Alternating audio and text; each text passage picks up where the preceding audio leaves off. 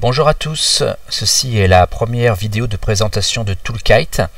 Donc, Toolkite, c'est un outil en ligne, gratuit, avec rien à installer, qui ne nécessite pas de savoir coder et qui va vous permettre facilement de créer, d'entraîner, de tester et d'explorer vos propres réseaux de neurones. Voilà, donc soit avec vos propres données, soit avec des données que vous allez trouver librement sur Internet.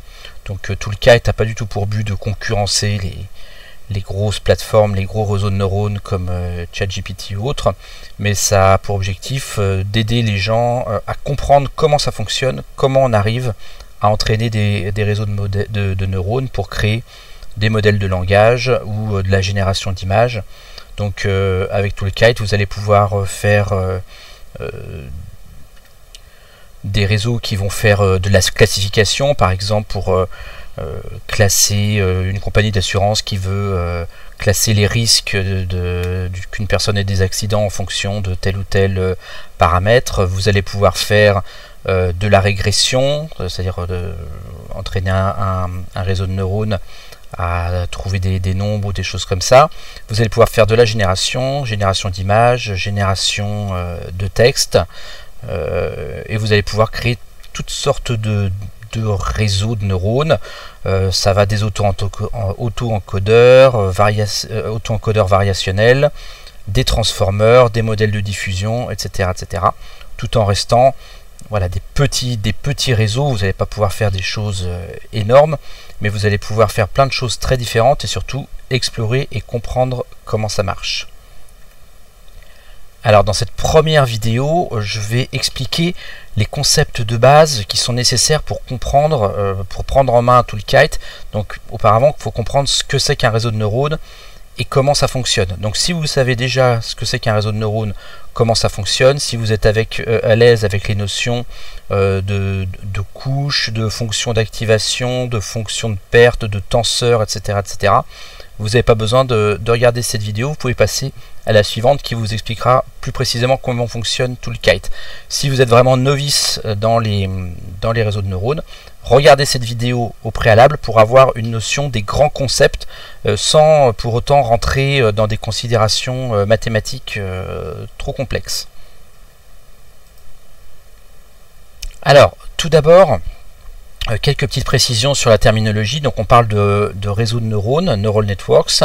Donc c'est ce qu'on appelle aussi le deep learning, l'apprentissage profond, qui est une partie du machine learning, qui est elle-même une partie de ce qu'on appelle l'intelligence artificielle. Donc avec les réseaux de neurones, le deep learning, l'idée c'est d'apprendre à des machines, de leur apprendre à apprendre en s'inspirant des neurones tels qu'ils existent dans notre cerveau. Donc on va créer des réseaux de neurones, alors qui ne sont pas la même chose que les neurones biologiques, mais qui sont inspirés de ces neurones pour faire apprendre des choses à des machines, à des ordinateurs, un petit peu de la même manière que nous, notre cerveau également est capable d'apprendre. Donc attention, c'est pas la même chose, mais c'est inspiré. Donc qu'est-ce qui est au cœur des réseaux de neurones? C'est le neurone, justement. Donc un neurone artificiel qui est inspiré des neurones naturels, mais qui n'est pas tout à fait la même chose. Et qu'est-ce que c'est donc qu'un neurone artificiel? En fait, c'est vraiment rien d'autre qu'une toute petite et très simple calculatrice. Donc c'est incroyablement simple dans son fonctionnement. Donc vous voyez, le neurone, c'est ce qui est représenté par un cercle sur cette image. Il a des entrées, plusieurs entrées. Donc là, il y en a 3 représentées, mais il peut y en avoir plusieurs centaines ou plusieurs milliers. Et une seule sortie pour chaque neurone. Et au niveau de chaque entrée est associé ce qu'on appelle un poids, c'est-à-dire un coefficient multiplicateur. On va multiplier ce qui rentre dans chacune des entrées du neurone par un chiffre. Donc là vous voyez, on a par exemple 0,3, moins 0,2. Donc tout ça, ce sont des coefficients multiplicateurs. Et vous voyez qu'on a aussi un seuil. Là, le seuil est fixé à 1, mais ça pourrait être autre chose. C'est vraiment un exemple très simplifié ici. Et donc, dans notre neurone, il y a des entrées, donc il y a des informations qui rentrent. Ici, sont symbolisées par ces valeurs en bas. Donc vous avez 1, 1 et 0. Donc à chaque entrée, il y a un nombre. Il va être simplement multiplié par le coefficient multiplicateur, et le tout va être additionné. Donc là, par exemple, dans notre exemple, on a 1, 1 et 0, donc 1 multiplié par 0,3, plus 1 multiplié par moins 0,2, plus 0 multiplié par 0,8, tout ça additionné, ça fait 0,1. Et si le total est en dessous du seuil, donc là le seuil est fixé à 1, notre neurone ici ne renvoie rien. Si par contre, vous voyez dans ce deuxième exemple, au lieu d'avoir 1, 1, 0, on a 1, 0, 1. Donc là, on a 1 fois 0,3 plus 0 fois moins 0,2 plus 1 fois 0,8. Le total fait 1,1. On est au-dessus du seuil et on envoie, le neurone renvoie 1. Donc c'est un exemple très simplifié de neurones. Et vous voyez que tout ce qu'il fait, c'est vraiment une très petite calculette, très très simple. Il fait des multiplications, il fait des additions, il compare le résultat à un seuil. Si on est en dessous du seuil, il renvoie rien. S'il est au-dessus du seuil, il renvoie 0. Il renvoie 1, pardon. Alors, mon exemple est un petit peu simplifié parce que dans mon exemple, vous voyez, on est dans ce cas de figure-là, c'est-à-dire que le neurone ne renvoie rien, et si on est au-dessus d'un certain seuil, hop, il renvoie 1. En pratique, on a ce qu'on appelle des fonctions d'activation, et donc une fois que le neurone a additionné les entrées, il peut renvoyer différentes valeurs, mais je ne vais pas rentrer dans le détail ici. Le but, c'est juste de comprendre le fonctionnement général. Alors vous allez me dire comment avec tout ça on fait de l'intelligence, comment avec ce petit neurone qui est juste une petite calculette, on arrive à avoir de l'intelligence, à avoir des machines qui sont capables d'imiter la pensée humaine. Et bien, ces neurones, ils fonctionnent en couches, ils ne sont jamais tout seuls, ils sont assemblés sous forme de couches dans ce qu'on appelle un réseau de neurones ou un modèle. Voilà un exemple donc très simple avec 4 couches. Donc dans un modèle comme ça, on a toujours une couche d'entrée, la première couche, une couche de sortie, la dernière couche, et au milieu, on a des couches intermédiaires qu'on appelle des couches cachées. Donc dans un gros modèle, il peut y avoir plusieurs centaines de couches comme ça, ou des fois dans des petits modèles, il y a juste 2 ou 3 couches. Et puis dans chaque couche, il y a plusieurs neurones. Là, on a mis le même nombre de neurones dans chaque couche, mais ça peut être des nombres différents. Et puis il y en a avoir, c'est pareil, plusieurs milliers ou plusieurs centaines de milliers dans chaque couche. Et ces neurones sont interconnectés. Donc là encore, ça varie selon le type de couche. Ici, on prend le cas de figure où tous les neurones sont connectés, tous les neurones d'une couche sont connectés aux neurones de la couche précédente. Alors comment on utilise ces réseaux de neurones pour faire quelque chose qui ressemble à de l'intelligence? On va prendre un exemple, un cas de figure très simple de ce qu'on appelle la classification. Donc on veut entraîner un réseau de neurones à reconnaître des images et à dire, quand on lui présente une photo par exemple, de dire est-ce que c'est un cheval, est-ce que c'est un chien, est-ce qu'il court, est-ce qu'il mange, etc. etc. Donc, je vais vous faire une présentation très simplifiée de la manière dont ça marche. Donc pour ça, il faut qu'on entraîne notre réseau de neurones, et on doit disposer d'un très grand nombre, plusieurs dizaines ou plusieurs centaines de milliers d'images, et pour lesquelles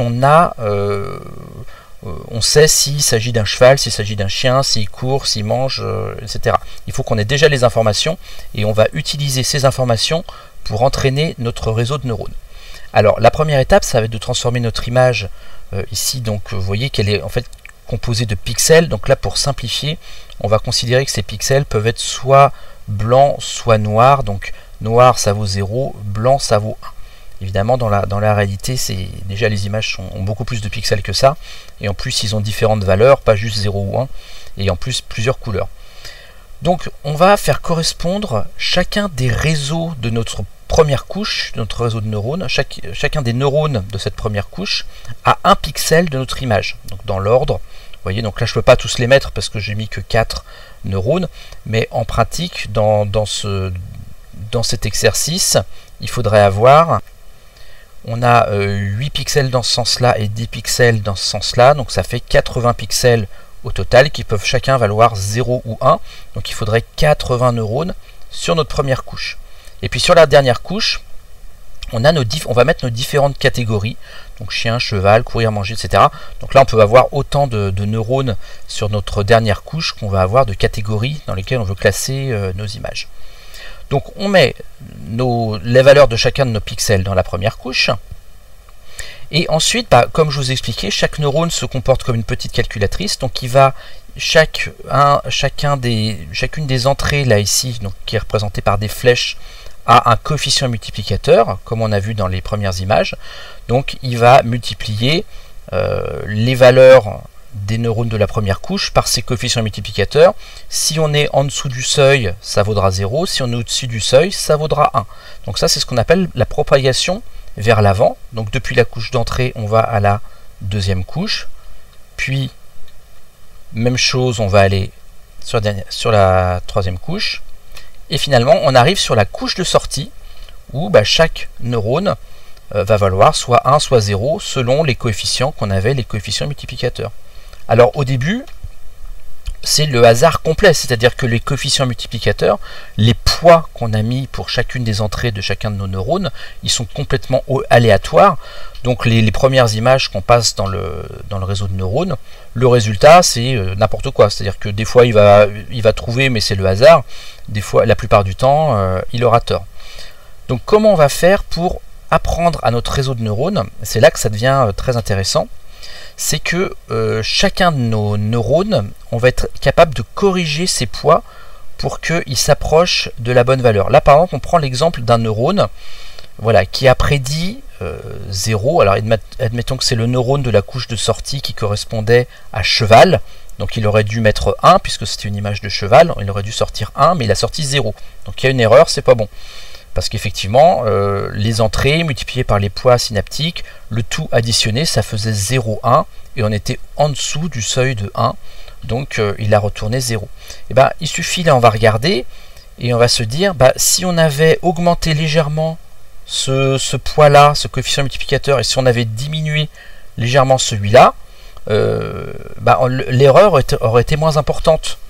Si on recalcule, si on remplace là 0,3 par 0,4, ici, si on remplace moins 0,2 par moins 0,1, on refait les calculs, on trouve cette fois-ci 0,3. Donc, alors on est toujours en dessous du seuil, mais l'erreur, la différence entre ce que je trouve et la sortie qui aurait permis d'avoir la bonne réponse, elle est un petit peu moins importante. Et donc ce travail-là, de correction, de modification des poids, des coefficients multiplicateurs associés à chaque neurone, on va le faire pour la totalité des entrées donc de la couche de sortie, on va corriger, et on va remonter cette fois-ci dans l'autre sens, donc de la sortie vers l'entrée, c'est ce qu'on appelle la descente, la rétropropagation du gradient, et on va corriger comme ça très légèrement tous les poids, tous les coefficients multiplicateurs de chaque neurone, de telle sorte que la sortie, pour cet exemple-là, pour l'exemple du cheval qui court, la sortie sera un peu moins fausse, un peu plus proche de la vérité que ce qu'elle était au départ. Et ce travail, on va le faire, non pas pour quelques images, mais pour des centaines, pour des milliers, des fois des centaines de milliers ou des millions d'images. On va recommencer, on va faire cet entraînement. À chaque fois, on va envoyer les informations dans le neurone, il va calculer une sortie qui sera généralement fausse, et on va modifier légèrement tous les coefficients multiplicateurs, tous les poids de chacun des neurones pour que l'erreur soit un petit peu moins importante. Et vous pourriez vous dire que oui, mais les modifications, tantôt ça monte, tantôt ça descend, et en fait ça va s'annuler, toutes ces modifications de poids. Et non, c'est l'inverse qui se passe. Avec un grand nombre d'exemples, petit à petit, on a ce qu'on appelle une convergence, et petit à petit, l'erreur diminue, et le réseau de neurones va être de plus en plus capable de prédire quelque chose de correct, une sortie correcte. Et c'est ce qu'on appelle la généralisation, c'est-à-dire qu'à un moment, non seulement il est capable de prédire exactement ce qu'il en est des images qui lui sont données en exemple, mais si on lui fournit de nouvelles images avec lesquelles il n'a pas été entraîné, il va également être capable de prédire correctement. Donc ça, c'est un petit peu la magie des réseaux de neurones, cette manière dont on arrive, avec ces petits neurones qui sont juste des petites calculettes, à les entraîner et à faire diminuer, à faire bouger les poids, les coefficients multiplicateurs, les poids d'entrée des neurones, de telle sorte que l'erreur de prédiction soit de plus en plus basse, de plus en plus basse, de plus en plus basse, jusqu'à ce qu'on arrive à un réseau de neurones qui est vraiment capable de prédire de manière très précise ce qu'on veut. Alors, si on revient un petit peu sur cette notion d'erreur, Donc comme je vous ai dit au début, le réseau de neurones qui n'est pas entraîné, on lui fournit des entrées, et il fait une sortie qui va être généralement totalement fausse. Donc ça c'est ce qu'on appelle l'erreur, on appelle ça aussi la perte d'un réseau de neurones. Et nous, au fur et à mesure de l'entraînement, ce qu'on va vouloir faire, c'est diminuer la perte. Donc comment il fait? En fait, il y a des algorithmes qui sont ce qu'on appelle des algorithmes de descente de gradient. Et pour se le représenter sans faire appel à des concepts mathématiques très compliqués, il faut s'imaginer une montagne. L'erreur, c'est comme une montagne, sauf qu'en vérité, la montagne, elle est hyper complexe et elle existe dans des milliers de dimensions. Voilà. Chaque poids de chaque neurone représente une dimension de cette montagne. On ne peut pas vraiment se le représenter, mais ça marche à peu près de la même manière qu'une montagne réelle. Plus on est en haut de la montagne, plus l'erreur est importante, et plus on est en bas de la montagne, plus l'erreur est faible et on est proche de ce qu'on voulait, de la vérité. Et tout le but du réseau de neurones, ça va être de descendre de la montagne. Et pour ça, généralement, on va se contenter de suivre la pente la pente la plus forte. Donc imaginez qu'on part du haut de la montagne, puis on regarde à chaque fois, on n'a pas d'idée exactement de la forme de la montagne, on ne sait pas comment faire pour en descendre, mais à chaque fois on regarde où on est et où on regarde où est-ce que ça descend le plus vite, et on essaye de prendre ce chemin-là, et généralement ça marche bien, et on arrive à descendre et à voir donc notre perte, notre erreur qui est diminuée au minimum. Mais des fois ça ne se passe pas toujours aussi bien que ça. Des fois on tombe dans ce qu'on appelle un minimum local, c'est-à-dire que dans une montagne, il faudrait imaginer ça sous forme d'une cuvette. Si on descend, puis à un moment on se retrouve coincé dans un genre de trou. Partout autour de nous ça monte, mais pour autant on n'est pas descendu en bas de la montagne. Donc ça c'est ce qui se passe, ce qui peut arriver assez souvent avec un réseau de neurones, c'est qu'on l'entraîne, et puis au bout d'un moment il n'arrive plus à descendre, il s'améliore plus parce qu'il est coincé dans un minimum local. Donc pour ça, on utilise des algorithmes qu'on appelle des optimiseurs, et l'optimiseur c'est l'algorithme qui essaye de faire en sorte, en gros, de descendre de la montagne le plus rapidement possible, et en évitant de rester coincé. Qu'est-ce qu'on fait quand on voit que l'erreur ne descend plus, que la perte ne diminue plus? On essaye de sortir des minimums locaux, des cuvettes de la montagne. Donc ça c'est ce qu'on appelle l'optimiseur. Et il y a une autre notion qui est souvent un petit peu importante, c'est ce qu'on appelle le taux d'apprentissage. Je vous ai dit qu'à chaque fois que, pour chaque exemple qu'on prenait pour apprendre notre réseau de neurones, on corrigeait, on diminuait ou on augmentait très légèrement les poids, donc les coefficients multiplicateurs de chaque neurone, et on peut le faire ça plus ou moins. Alors c'est toujours des petites modifications, on ne va pas les transformer beaucoup, mais on peut avoir un taux d'apprentissage très important. Donc dans ce cas-là, en quelque sorte, dans notre montagne, on va faire des grands pas, donc on va aller très vite, mais des fois on ne va pas trouver le petit chemin. Alors que si on fait des plus petits pas, on va peut-être descendre beaucoup plus lentement, mais on sera plus à même de trouver le petit raccourci, le petit chemin qui permet de trouver, de descendre jusqu'en bas de la montagne. Donc ça, ce taux d'apprentissage, ça fait partie des paramètres de notre réseau de neurones, de notre apprentissage. On va des fois essayer un taux d'apprentissage plus ou moins important, plus ou moins faible, et on n'aura pas forcément exactement les mêmes résultats. Un autre concept important que vous allez avoir à utiliser si vous utilisez Toolkite, c'est la notion de batch. Donc le batch, c'est, là je vous avais donné un exemple, on traitait image par image.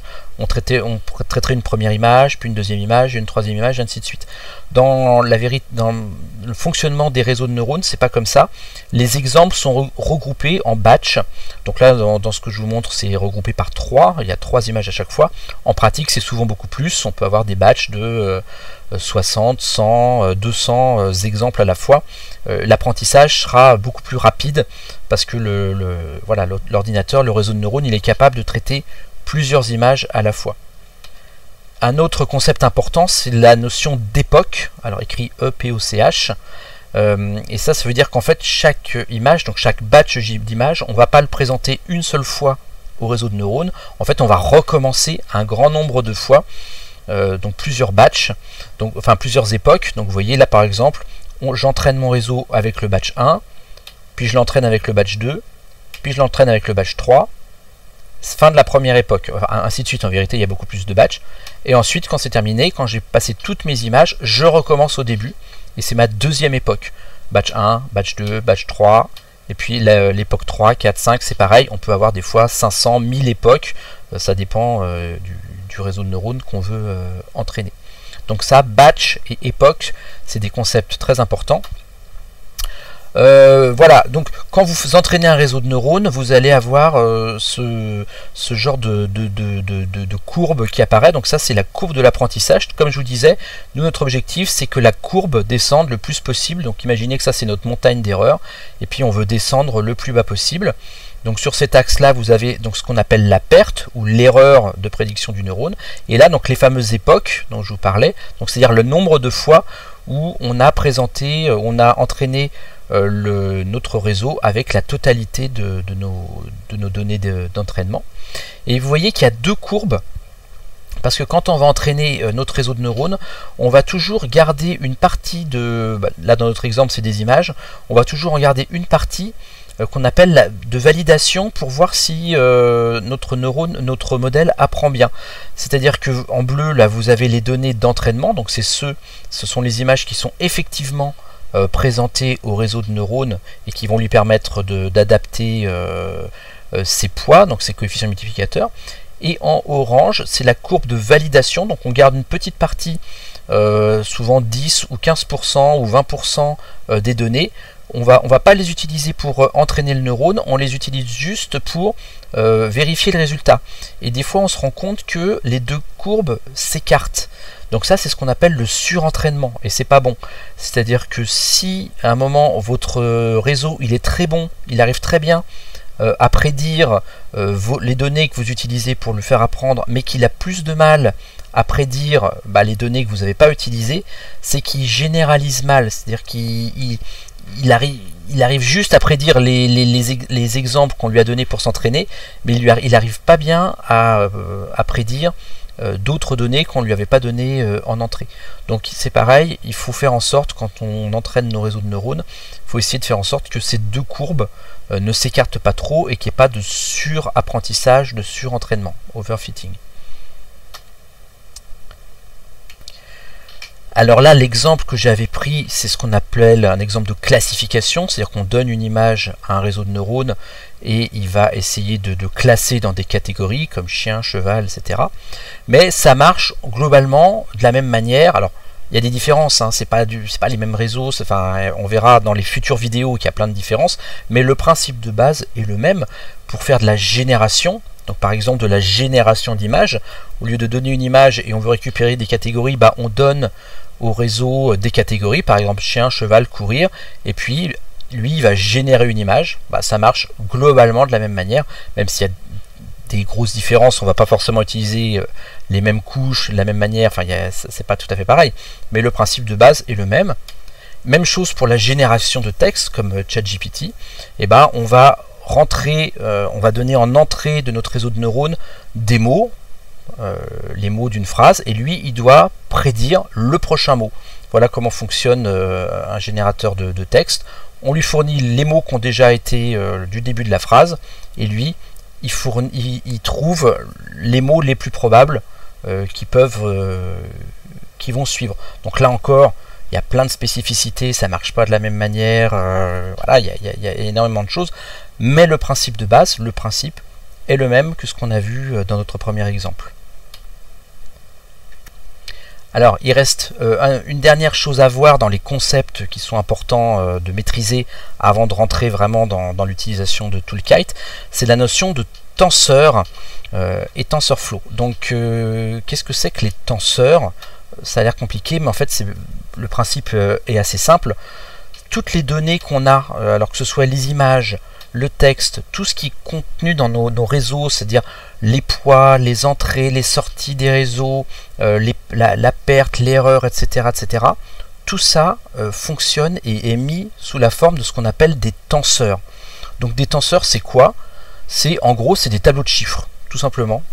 C'est des tableaux de chiffres. Alors vous avez des tenseurs à une dimension qu'on appelle vecteur.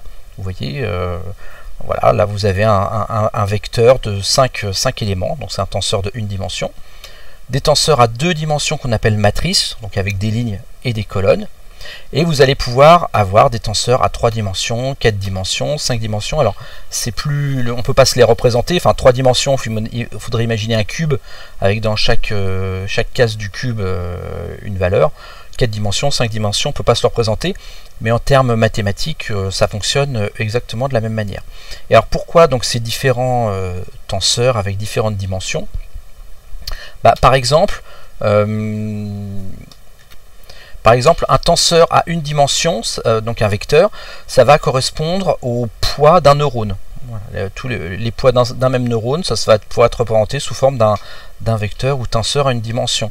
Ou en termes de données, si vous avez par exemple un tableau Excel et vous voulez, par exemple, vous travaillez dans l'assurance et vous voulez prédire le risque, je sais pas moi, d'endettement d'une personne en fonction de son âge, de son sexe, de ses revenus, de son pays d'habitation. Voilà, ça va prendre la forme d'un tableau à une dimension dans lequel on va mettre que des chiffres. On n'a pas de texte, pas de symbole, rien du tout. On va tout transformer en chiffres. Donc ça, c'est un tenseur à une dimension ou vecteur. Un tenseur à deux dimensions, donc ou matrice, ça va être par exemple dans un réseau de neurones, l'ensemble des poids de toute une couche de neurones. Donc là, vous allez avoir par exemple sur un axe, vous aurez nos différents neurones de la couche, et sur l'autre axe, tous les poids de chaque neurone. Ou alors, si c'est des données, vous pouvez avoir les tableaux, un batch, toujours en reprenant notre exemple, le tableau Excel, de plusieurs personnes. Voilà, vous avez 3 personnes. Ça ressemble vraiment là ici à un tableau Excel avec les informations correspondant à plusieurs personnes. Un tenseur à 3 dimensions, ça va être utilisé très souvent pour les images. Alors pourquoi 3 dimensions? Parce que vous allez avoir à la fois la hauteur et la largeur de l'image, mais vous allez avoir besoin d'une 3e dimension pour coder la couleur. Donc si vous avez une image en noir et blanc, en niveau de gris, ce qu'on appelle grayscale, ça va être un seul nombre qui va, en allant de 0, c'est le noir absolu, à par exemple 1, c'est totalement blanc, et puis toutes les valeurs entre les deux, ça va être des niveaux de gris. Mais quand c'est en couleur, on va avoir 3 chiffres, donc c'est toujours un tenseur à 3 dimensions, mais la dernière dimension, il y aura 3 données, une pour le rouge, une pour le vert et une pour le bleu. Même chose, qui va aller entre 0 et 1. Et puis vous pouvez avoir aussi 4 éléments, c'est aussi le canal alpha, on utilise plus rarement.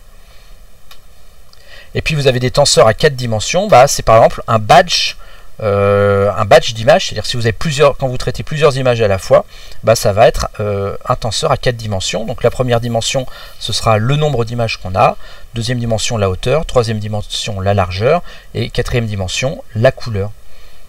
Et puis on peut avoir éventuellement des tenseurs à 5, 6 dimensions quand on veut traiter par exemple de la vidéo ou des choses comme ça. Alors, pourquoi on parle de tenseurs comme ça? En fait, là, c'est vraiment les techniques de calcul, donc je ne rentrerai pas dans le détail, mais sachez que, en fait, tous ces éléments-là, ils sont optimisés pour être calculés sur nos ordinateurs, et en particulier sur les cartes graphiques de nos ordinateurs, ce qu'on appelle les GPU, qui sont capables de faire des calculs très complexes le tout en même temps. Donc pour vous donner un exemple, vous allez voir que pour faire le fonctionnement d'un réseau de neurones, ça demande énormément de calculs. Prenons l'exemple de ce tout petit réseau de neurones qui a 3 neurones sur la première couche et 5 neurones sur la deuxième.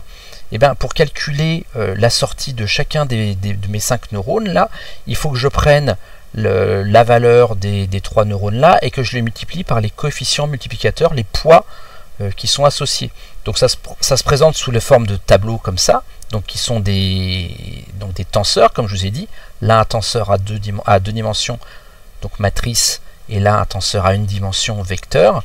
Et donc pour calculer la sortie du premier neurone, il faut multiplier la valeur de ce neurone là par le poids, ce poids là, plus la valeur de ce neurone là multiplié par ce poids là, plus la valeur de ce neurone là multiplié par ce poids là. Donc ça fait, rien que pour calculer ça, ça nous fait 3 multiplications, 2 additions pour trouver le résultat. Et ça, il va falloir le faire pour chacun des neurones de tout le réseau. Là j'en ai mis que 5, mais évidemment dans les vrais réseaux il y en a des milliers et des milliers. et puis il va falloir le refaire pour chacune de nos images. Et donc vous voyez que à chaque fois c'est des petits calculs, hein, c'est pas grand chose, mais ça plus ça plus ça fait des millions et des millions et des millions de calculs qui sont très compliqués et très longs à faire même pour des processeurs très puissants. Alors on utilise les GPU, les cartes graphiques des ordinateurs, qui eux ont des circuits qui sont faits de telle sorte qu'ils sont capables de faire tous ces calculs là d'un seul coup en fait, et c'est là qu'on gagne énormément de temps. C'est qu'au lieu de faire chaque calcul, chaque multiplication l'une après l'autre, les cartes graphiques elles sont capables de multiplier ces tenseurs les uns par les autres, de les additionner, de faire plein d'opérations entre les tenseurs de manière très rapide, parce qu'ils font tous les calculs en même temps. Et donc évidemment c'est beaucoup plus rapide pour entraîner nos réseaux de neurones. Donc vous verrez dans Toolkite, quand on passera à la pratique, que toutes les données qu'on utilise, on doit toujours les convertir en tenseurs, donc c'est le genre de tableau de chiffres pour pouvoir les donner à notre réseau de neurones pour qu'ils puissent travailler. Voilà, j'ai fini pour cette présentation très générale de ce que c'est qu'un réseau de neurones. Maintenant, dans la prochaine vidéo, je vais vous montrer plus concrètement comment ça se matérialise dans Toolkite et comment on retrouve toutes ces informations dans les différents écrans de Toolkite. À bientôt!